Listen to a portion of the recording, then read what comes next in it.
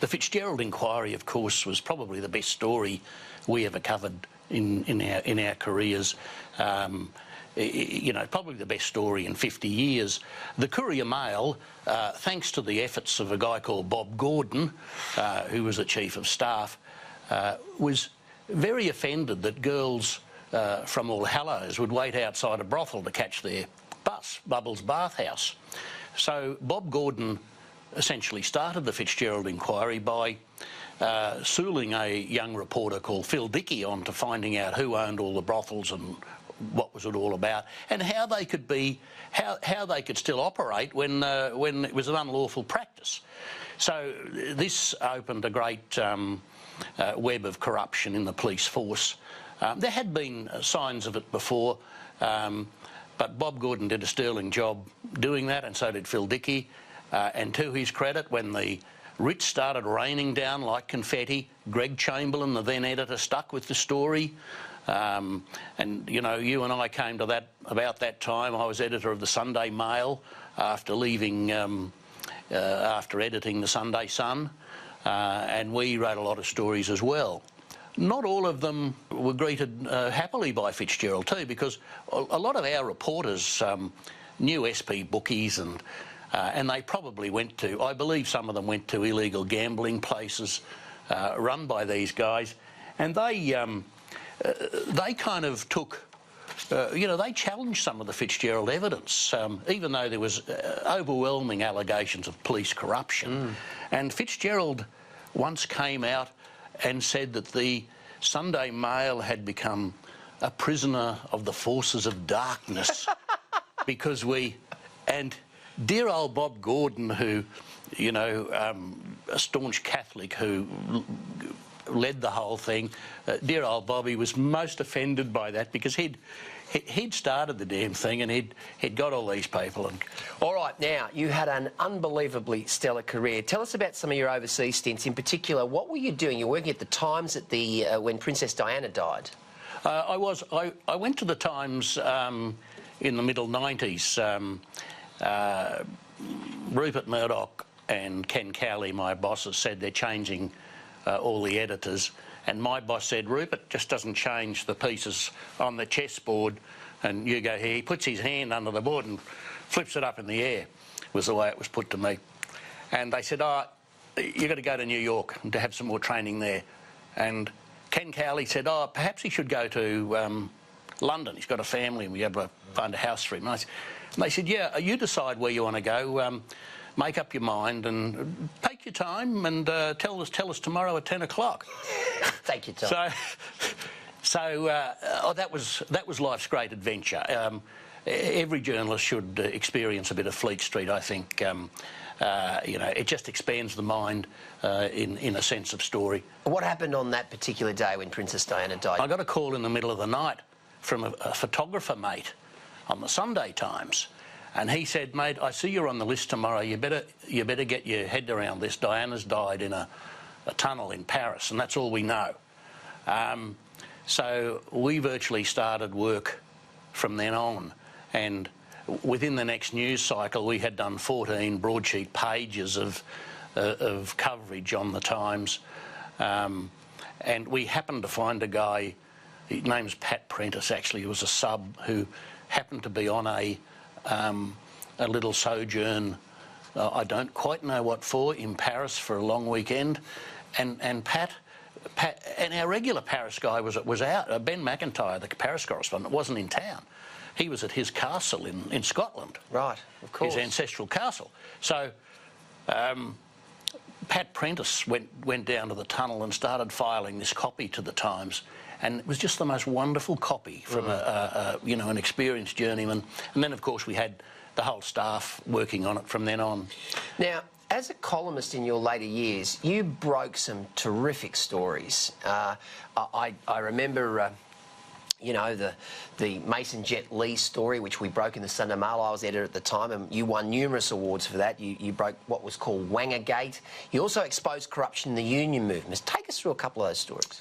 The Mason Jet Lee story, I think there's some parts of that are still going on, so we won't say too much. But this story, and you did it so well in the Sunday Mail, Gleeso, it exposed great failings in the Child Services Department, and we as a community and as a society were letting people we knew to be in harm's way still be in families when they should have been taken out of those families. And the ultimate consequence in this case is that little fellow died when he need not have died, because the department was warned that there were the department was warned that he had been subject to violent attacks, and doctors reported this in the hospitals too, but there was no follow-up. Wangergate? Wangergate was the great story about David Bellamy, the coach at BBC, who got sacked. That was an extraordinary story. Every time we did that story or put it online, we would get tens of thousands of people tune in to read it. Bellamy is a man's man who told the boys at a rowing camp, and he made this gesture. You know, the headmasters told me you're not allowed to twirl your wangers like you did at the last camp, and you've got to be good boys and keep it clean. Someone up the back in the tuck shop, a woman, heard this, and she came out and complained about it. And he was sacked. And he was subsequently sacked, and it turned into a fantastic case that it's only recently been settled, and Bellamy has won a large amount of money. Over $1 million. He sued for over $1 million.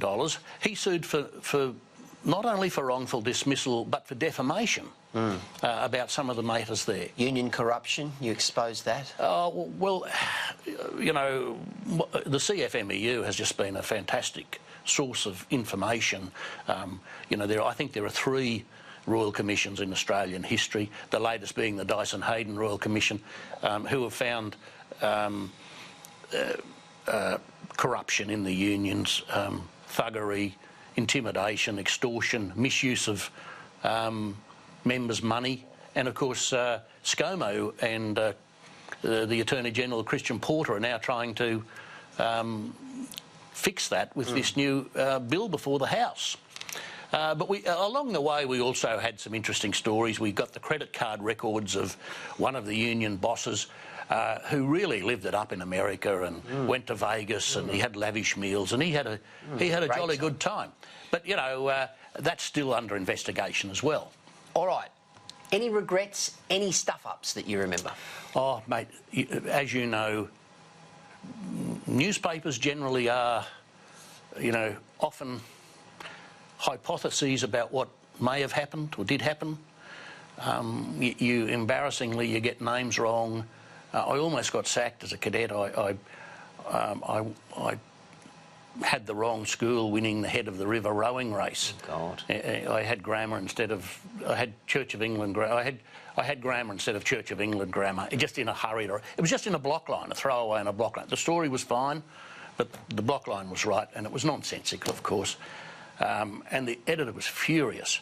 But perhaps, Peter, my biggest blunder was when I was at the Times, and I had this guy...